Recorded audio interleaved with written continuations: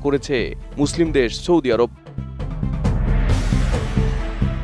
Israel হাইম বলছে, প্রকাশ্যে তেহরানের পক্ষ নেওয়ার ভান করলেও বাস্তবে রিয়াদ নাকি হেলিকপ্টার পাঠিয়ে ইরানের ছোড়া ড্রোন ঠেকাতে সাহায্য করেছে নেতানিয়াহুর বাহিনীকে।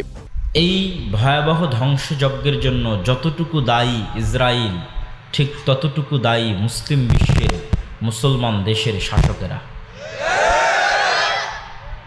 এবং আমি আশঙ্কা করি যে এই গাজার মানুষের চোখের পানি, তাদের দুঃখ এবং কষ্ট অভিশাপ হয়ে যেদিন পৃথিবীতে ফিরে আসবে, কেননা আল্লাহ সুবহানাহু ওয়া তাআলার পৃথিবী পরিচালনার মূলনীতিতে হুটহাট কোনো কিছু হয় না। কোরআনে যতগুলো ইতিহাস আল্লাহ তুলে ধরেছে, একটাতেও হুটহাট কিছু হয়নি। নূহ আলাইহিস সালাতু ওয়াস সালামের কওমকে বন্যা দিয়ে ধ্বংস করেছেন 900 বছরের মাথায়।